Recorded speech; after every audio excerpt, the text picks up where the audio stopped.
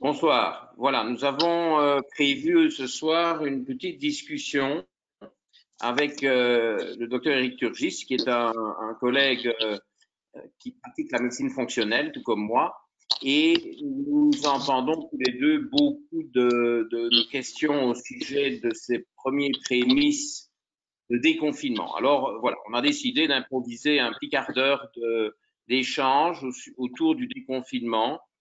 Et donc, si vous voulez bien, je vais répondre aux questions du docteur Turgis, Eric, parce qu'on se connaît depuis longtemps, on se tutoie. Et donc, Eric va me demander un peu ce que je pense de cette histoire de déconfinement qui se profile à l'horizon dans les différents pays d'Europe occidentale. Voilà, Eric, à toi. Alors, bonsoir Georges, cher Georges. On fait évidemment face au niveau mondial à une crise sanitaire sans précédent, tout du moins depuis 100 ans, puisque c'est la grippe espagnole, a priori, qui est la dernière crise sanitaire semblable. Et le monde en général, et particulièrement si le monde politique et économique, a besoin, et nous aussi d'ailleurs, d'avoir des perspectives de sortie de cette crise. Et le mot d'ordre, je dirais, depuis maintenant une semaine, et évidemment le déconfinement. Et donc, au niveau évidemment médical et sanitaire, j'aurais bien voulu avoir ton opinion sur euh, euh, les stratégies que tu penserais nécessaires pour sortir donc, de cette crise et comment euh, mettre en place le déconfinement. Bon, ben, on entend énormément parler évidemment de deux thèmes principaux, c'est-à-dire les fameux masques et les fameux tests. Bon, ce n'est pas le but de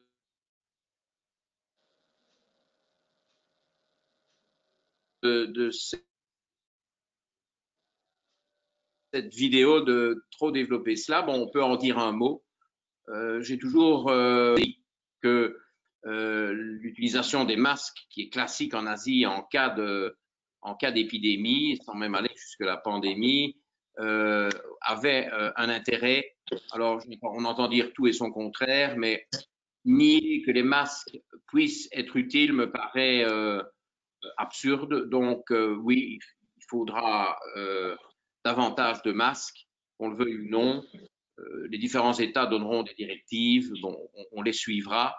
Il est évident que porter un masque ne peut qu'aider. Alors, il y a bien entendu des gestes à apprendre au niveau du masque et notamment se rappeler que toute la face antérieure du masque est potentiellement contaminée et que donc, si on la touche, on ruine tout l'effet du masque. Et notamment pour enlever le masque, il faut l'enlever par les élastiques. Mais d'ailleurs, bon, c'est pas du tout prévu, mais j'ai un masque qui traîne ici. Et donc, c'est clair que euh, si on enlève le masque, il faut le faire. Je garantis que c'était pas prévu, mais je me rends compte que le Non, masque mais que c'est j'ai très bien, c'est utilisé, illustratif de ce que t'en.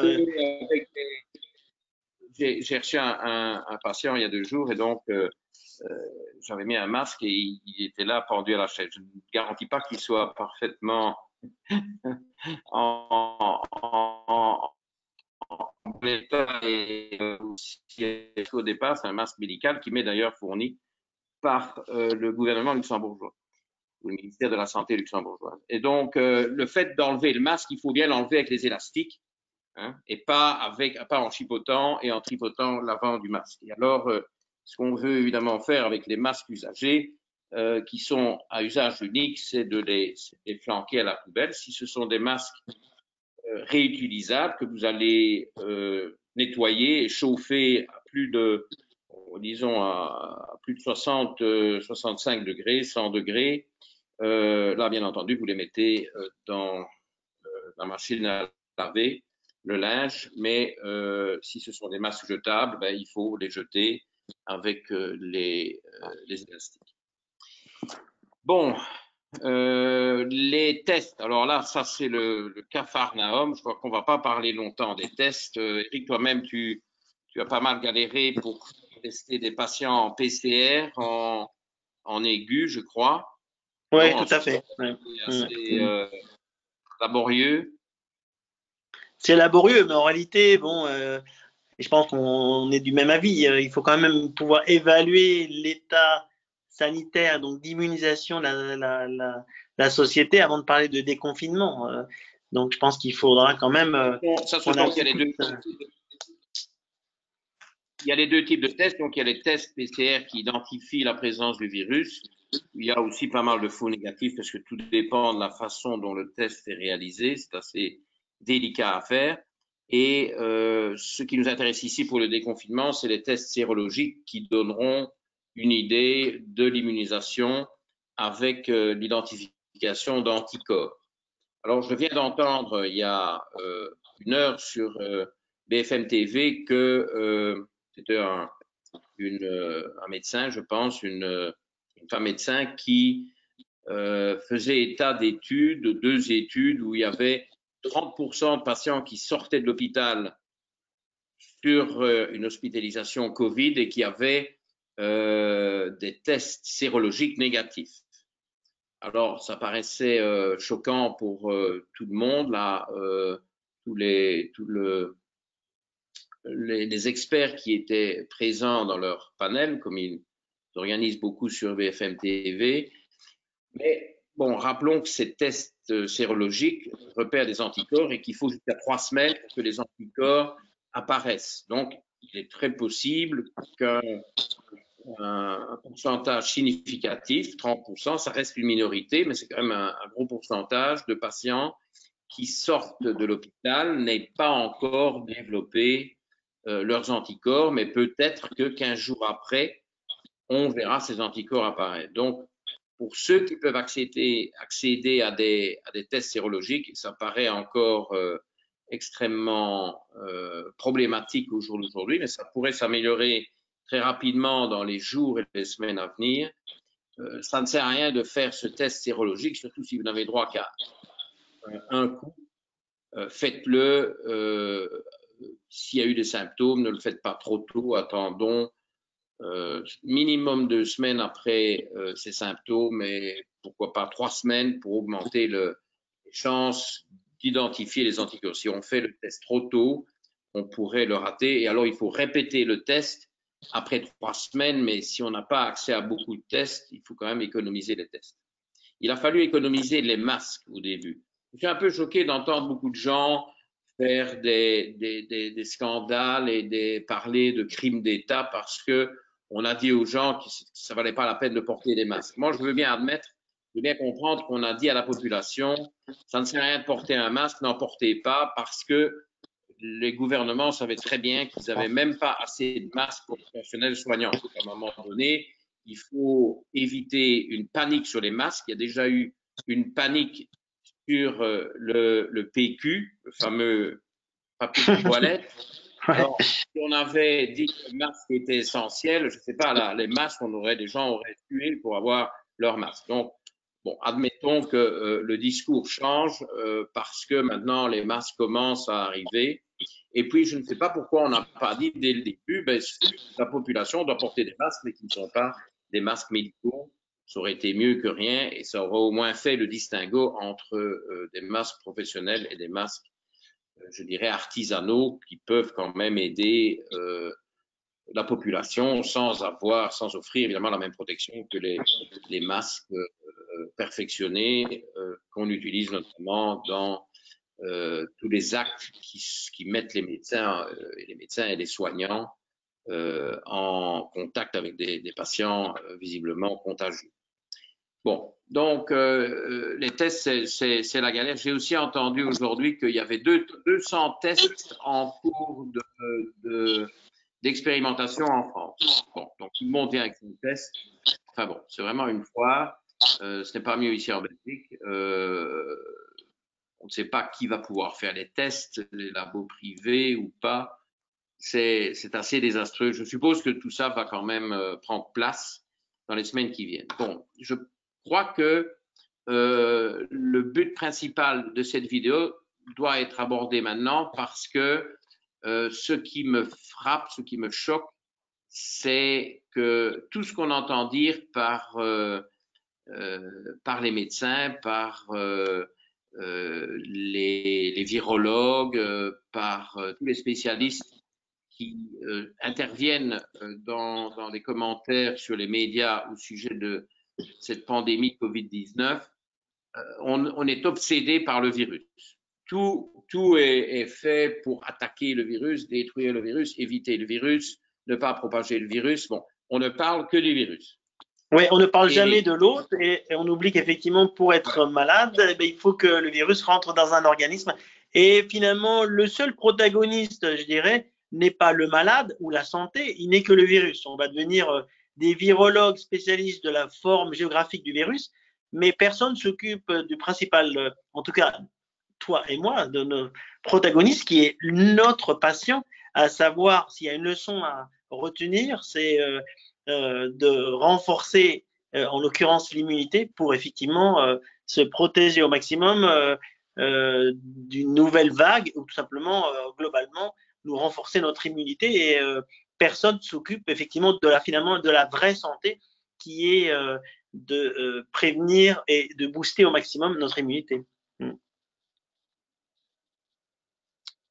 Oui, une maladie infectieuse implique nécessairement deux acteurs. Il y a le microbe infectant et il y a l'être humain infecté. Et on n'entend parler que du microbe. Donc l'idée, c'est de parler du virus, de ne pas parler du virus davantage aujourd'hui, mais de parler de l'autre. Et je suis un peu perturbé parce qu'il y a mon chat qui vient de pénétrer par sa trappe.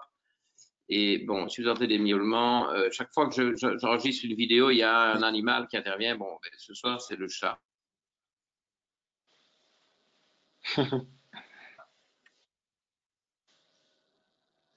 Le jour tombe, le chat rentre et a faim. Bon, bref. Donc, l'autre est ce qu'on peut aussi appeler la médecine de terrain. Parce que quand on parle du terrain, ce sont les caractéristiques de l'autre, ce sont les défenses immunitaires de l'autre. Et donc là, c'est le moment, si le déconfinement approche, d'optimiser les défenses immunitaires du patient.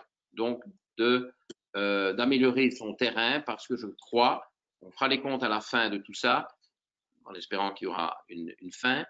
On peut quand même l'espérer, je pense, raisonnablement, mais on n'en est pas tout à fait certain, de chercher, rechercher des paramètres éventuellement sanguins. On pourrait imaginer une biologie spécifique qui identifie rapidement, sans coût excessif, les quelques paramètres qui définissent les défenses immunitaire principale de l'autre vis-à-vis d'une attaque virale. Bon, ben, j'inverse peut-être les rôles. Je crois que Eric n'était peut-être pas prêt, mais toi, qu'est-ce que tu doserais comme analyse sanguine chez un patient pour lequel tu souhaites optimiser les défenses immunitaires? Qu'est-ce que tu ferais comme test? Allez. Bon, je pense que dans bon vieux médecin, déjà, je pense que je ferais quand même déjà une numération sanguine élargie avec un typage lymphocytaire. Enfin, si on veut parler maintenant un peu plus spécifiquement de l'aspect viral, je ferais quand même un bilan sanguin élargi avec un typage lymphocytaire, c'est-à-dire que je voudrais vraiment avoir mes groupes et mes sous-groupes de globules blancs et de lymphocytes, parce que c'est quand même ça qui compte. Là, je répète, on est quand même dans un contexte d'immunité plus spécifiquement virale, mais en général, de toute façon, ce sont les globules blancs qui vont nous défendre.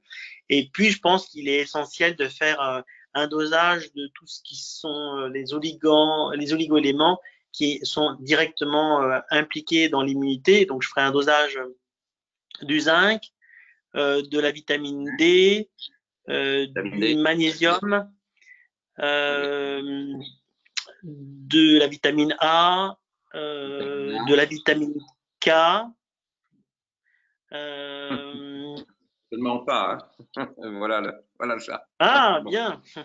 Oui. Donc, bon. Zinc, A, magnésium. Direct.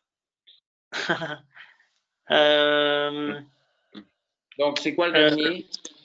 Alors, attendez, donc, vitamine D. Bon, si de façon optimale, je dirais vitamine D, magnésium, zinc, sélénium, vitamine K, vitamine A. Glutathion. Oui, alors après, évidemment, c'est clair que bon, si j'ai accès. Vitamine A, vitamine K. Mais je crois que c'est bon. Hein. Donc, répétons.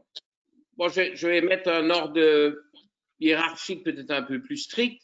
Vitamine D, A et K, les trois vitamines liposolubles qui me semblent jouer très très fort sur l'immunité des muqueuses, ça me paraît vraiment fondamental. D, A et K.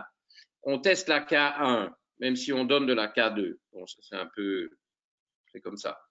On ne sait pas tester la K2. C'est la K2 qui est active et qu'on prescrit. Zinc, sélénium, certainement. Magnésium, oui, magnésium érythrocytaire. Je crois que c'est quand même intéressant, mais je préfère le magnésium érythrocytaire, ce qui se fait sur un tube DTA, tout comme ta numération sanguine, et glutathion. Alors, Ouais, ça c'est idéalement, on fait des dosages et les médecins qui ont une certaine expérience de cette approche qui est la typique de la médecine fonctionnelle vont définir un programme de complément avec des quantités personnalisées en fonction des taux sanguins. Parce que, soyons clairs, tout est toxique en excès, sauf ce magnésium que tu as évoqué. Tout est toxique en excès. On ne peut pas donner des doses énormes. Et si on a la chance d'avoir des taux sanguins, on peut éviter de prescrire du sélénium s'il y a suffisamment de sélénium. Hein. On ne va pas donner de grosses doses de zinc si le taux de zinc est déjà élevé. Mais le zinc peut jouer un rôle extrêmement important pour faire face à cette maladie virale. Et donc, le zinc, on va quand même être assez agressif et en donner, mais peut-être moins si le taux sanguin est élevé et beaucoup, ne pas hésiter à donner beaucoup de zinc, peut-être plus qu'on donnerait d'habitude si le taux est faible. Moi, je pense qu'on pourrait aller jusque 75, 75 mg de zinc ou même 100 mg de zinc pendant quelques jours si on a un gros déficit. Mais surtout pas donner autant si le taux de zinc est élevé. On peut peut-être se contenter de donner 30 mg si le taux est élevé. Donc, ça, c'est une popote individuelle qu'il faudra que chaque médecin qui a prescrit les analyses définisse en fonction des résultats. Maintenant, ce que je voudrais bien donner, et on s'approche de la conclusion, on ne va pas faire ceci trop longtemps, c'est un petit programme autour de ces nutriments-là pour les patients qui n'ont pas la chance d'avoir un dosage ou qui veulent passer outre du dosage. C'est vrai que pour le moment, faire des prises de sang, c'est compliqué, il y a tout ce problème de contagion, etc. Donc, on pourrait donner de la vitamine D. Moi, je crois que ça ne nuit pas de donner un mois de 5000 unités pendant un mois. On est certain de recréer une vitamine D correcte. On est mi-avril, donc les taux de vitamine D sont en train d'un peu augmenter. Maintenant, les gens sont confinés, ne peuvent pas sortir. Ça dépend du pays. Ça n'est pas pour aider, mais bon, peut-être qu'ils ont un balcon, je sais pas. Moi, il y a peut-être un peu de vitamine D qui va rentrer dans leur système grâce à l'exposition au soleil. Mais sinon, 5000 unités pendant un mois me paraît tout à fait safe, sans risque. Et très, très important. OK? Alors, vitamine A, soyons simples, 5000 unités pendant un mois aussi. Moi, j'utilise souvent des gélules de 4000 unités, 4-5000 unités de vitamine A pendant un mois. J'ai peur des doses très élevées de vitamine A. Je ne suis pas partisan. Et toujours des vitamines A naturelles, pas synthétiques. Jamais de vitamine A synthétique. Jamais. La vitamine D, évidemment, c'est la D3, pas la D2. La D2 n'a pas d'intérêt. Le zinc, on en a parlé, mais s'il n'y a pas de dosage, moi, je propose de donner 50 mg de zinc pendant un mois. Sans dosage. Il faut moins si on a un dosage élevé, mais 50 mg, c'est la tape. Qu'est-ce qu'il me reste? Pour la vitamine K, bon, on peut donner 130 microgrammes de K2. C'est une dose qui ne pas jamais d'effets secondaires. Ça peut être 180 mg, voire 90, 90 mg, entre 90 et 180 mg de K2 par jour, là aussi pendant un mois. Et puis alors le glutathion, moi je ne donne jamais jamais dire jamais, je ne donne pas du glutathion, je donne de la N-acétylcystéine et je donnerai 900 mg de N-acétylcystéine par jour pendant un mois. Voilà, comme pour renflouer les taux de glutathion. Alors, on ne va pas trop s'étendre, mais évidemment, les oméga 3 jouent un rôle anti-inflammatoire, etc. Il serait bon soit de vous faire une orgie de boîtes de sardines et de filets de maquereau ou de roll-mops. Hein. Peut-être prendre une capsule d'huile de poisson si en général vous ne mangez pas de poisson. Certainement une bonne capsule d'huile de poisson fortement dosée de nouveau pendant un mois ou deux. Faire attention à votre microbiote, ça c'est essentiel, mais on ne va pas développer ça ici maintenant. Non, on a oublié de parler de la vitamine. On a oublié de parler de la vitamine C parce qu'on est parti du dosage sanguin. Oui. On ne dose pas la vitamine C, mais il est important de la préciser. Hein.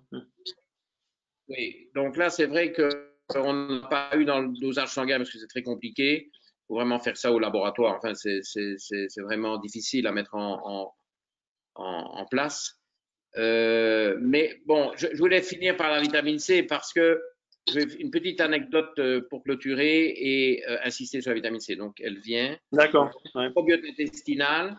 Et puis alors, bon, ben, il faut essayer de dormir quand même correctement, pas se décaler, aller dormir à des heures de dingue et se lever à midi parce que on n'a plus ses obligations sociales, etc. Tout est déréglé, c'est très mauvais. Et puis essayer de se déstresser, etc. Bon, je crois que le stress retombe un peu maintenant que on voit que nos hôpitaux ne sont pas submergés, que si on a besoin de soins, on aura des soins. C'est important. Bon, alors, la vitamine C, on va peut-être conclure avec ça. Bon, j'ai une belle anecdote qui date d'il y a de ce week-end pascal. Donc, j'ai été, suite à ma première vidéo que j'ai osé appeler une co-vidéo, bon, je ne sais pas si c'est vraiment de bon goût, mais bref, cette co-vidéo a été vue par beaucoup de gens. J'ai plus de 5000 vues sur ma page Facebook, c'est étonné. Et est réapparu un patient